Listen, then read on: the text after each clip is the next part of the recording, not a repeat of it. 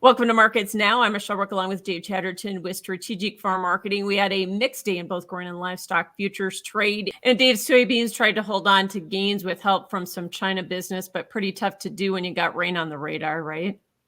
Yeah, I mean, 4 more cargoes to China. The totals continue to add up here over the last 10 days, and they're more, they're very welcome considering that we're still behind and the needed pace to get to on those new crop exports. It's early in the crop year, a lot of time for that to change. We do look somewhat competitive in that October time period versus Brazil for beans, but it's a question of how much China will take. But as we digested that news, just as we got the day session started, those rains moved across and, as you mentioned, caught almost the entirety of Missouri, a very good portion of Illinois, and then moved east into Indiana. And, kind of hard to ignore that in terms of what you see on the screen. And weather is the dominant feature here as we're kind of in a slow trade ahead of that USDA report coming up on Friday. Yeah. So the mentality right now, rain makes grain. August is the month for soybeans. We did hold 50% retracement, kind of a 100-day moving average. Can we hold those going forward, do you think? Yeah, it's a question. I think the USDA numbers on Friday will have something to say about that. If you look at the November beans, we continue to kind of toggle below that 13 level and bounce and toggle and bounce. So far, that's been good support. Same thing in corn near that $5 area. But at some point, we're having trouble gaining any upside traction here. And I think that's an issue for the marketplace right now. USDA is expected to cut their yield ideas when we get to Friday. It's a question of how close they come to the trade data. I think there's some room for, some wiggle room there that they may not be quite up to the task in terms of cutting as much as the trade is expecting. So definitely some risk on the table here as we go forward and wait for those numbers. But that'll be the next key here, I think, for direction, Michelle. Kind of the average trade guess, bushel lower on yield. Do you think that's fair at this point with the rains that we've had here in end of July coming into August now?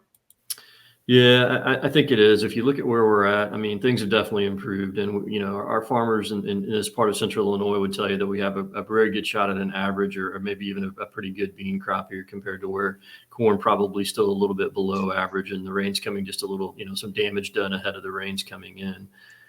Having said that, I think when you look at the USDA methodology and how they do things, it'll be a little bit different report this month. It'll be the first report where we're going to incorporate the farmer surveys into the USDA, database. They're also going to look at their satellite imagery and their electronic imagery. That's primarily vegetative index and density measures. And when we look at those vegetative index measures, they are near historical highs. And having done so with the market expecting or the trade expecting that 1 bushel decline, that might be a little bit more, I think, than the USDA is willing to come based on the data and the way that they evaluated here. So, odds are chances for a bearish surprise if you look at the methodology side of how the USDA approaches things. Yeah. And then corn and wheat down on the day. Of course, wheat a drag on corn, but was that market trying to square up ahead of the WASDE report as well? Or, was there something else at work there today? Yeah, in the wheat market, Michelle, I mean, I think there's a lot going on as there normally is. And we've had a few days go by now without a fresh headline of an attack or a damage being done to infrastructure in either Ukraine or Russia, and that slows the pace. The old saying, the bulls need fed every day. There's also stories, or wires indicating today that India has now decided to auction off some domestic reserves of not only wheat, but also rice. There'd been speculation in the marketplace that India was on the cusp of lowering their import tariffs. They have a 40% import tariff on foreign wheat. In order to supplement their supply. It doesn't look like they're ready to take that step just yet. And I think that backed a few people off here today. And we saw wheat rotate back down, and back near the lows here of the previous move. Yeah. Plus, Russia just keeps undercutting everybody on the globe here. The Egypt tender this week certainly was a witness to that. Yeah, for sure. We have seen those, as I indicated, those Russian export values have crept up just a little bit here, but they continue to be the price setter in the global marketplace. Those prices up $10 to $12 a metric ton here, but I think that's more of a freight issue and freight cost in terms of securing insurance and vessels rather than the rise in the commodity value. And so it'd be something to watch going forward. But, right now that pipeline shows no signs of shutting off or slowing down. Yeah. So as I mentioned, corn got drugged down by the wheat market. But again, as we go into the WASDE report here, what are your thoughts? Is the market pretty comfortable with this idea that even if yield goes down, that maybe demand would offset that lower demand, might do that? Yeah, I think so. When you look at what happened today, I mean, ethanol is a great example. We got the EIA data today, disappointing on the ethanol side here. I think the lowest production number that we've had over the past 9 weeks, and typically August is a month where you're looking for things to go up, not down. If you do the math and kind of what we have left in the crop here, it looks like we could come up short maybe 20 to 40 million bushels versus on the ethanol crush versus the USDA's current number. And obviously we're struggling with exports here. So I think there is room for the USDA to adjust demand if they chose to take production off the table via the yield cut, and do it that way. When you look at where they're at, I mean, they made an aggressive cut last month. The trade is looking for about another 2 bushels off of that here this month. We see that pretty much in line with where the trade is at in this 175 plus or minus type of a mentality here. So, again, always, never underestimate the USDA's capacity to deliver a surprise. But certainly when we look at that balance sheet and what it means for new crop carryout, 2.2 billion bushels, there's room for error there. I mean, 2.2 billion bushels, is more conducive to a 450 corn level than a 5 or a 550 for sure. You bet. So, as we look at the $5 mark, it seems we can't stay above that in the December corn.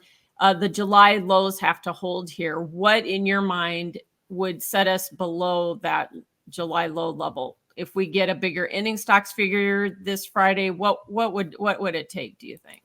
Yeah, I think that's going to be the ability, it's going to be the enticement of the funds to go short that corn market. And they've been toggling here. You can call them short, maybe a few thousand contracts here as we went out this afternoon, but not necessarily short in any big way. And typically coming out of harvest, the seasonals are going to turn positive here in terms of, once we get to, let's say, October 1st. So it's a pretty short window here for that next leg down, if you want to put it in those terms. And with what's going on in Ukraine and the uncertainty around the world here, I don't know that the odds favor that, but you certainly cannot rule that out. I think it's just the simple technical action that you mentioned. You take out the July lows and the momentum in the August are going to take over from that point.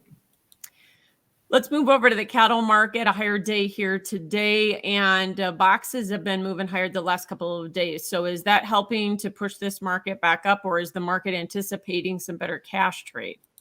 Yeah, I think it's both of those things. I think the box is holding and it leads to the expectation of higher cash trade here. And it's important, we've got a pretty good support level in the box beef at that 300 level. We've bounced off of that a few times, including again this week, and seem to be trying to putting in a little bit of a low in place. If we were able to take out that 300, it would be probably a pretty quick trip down to that 288 to 290 level. So we don't want to see that happen. But I think as we go forward here and kind of as the longer that we can kind of maintain a little bit of altitude here and start to turn it, expectations are certainly, and offers are certainly leading you to a steady higher cash call. It's been a quiet, week so far on the cash front, and suspect it will be until we get right up to the very end of the week here. But, Packers have been slowing their kills down a little bit here in terms of trying to support their margins and maybe keep that cutout supported. So that combined with the Labor Day buying that's out there and kind of pent up, I think we're starting to turn the corner there, Michelle, and that's the support that we're finding in the futures market.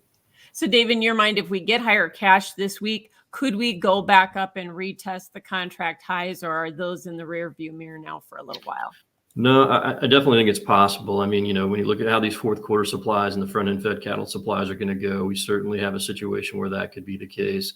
We do have a lot of fun, unlike the hog market, we have quite a bit of fund length in this cattle market, close to 100,000 contracts.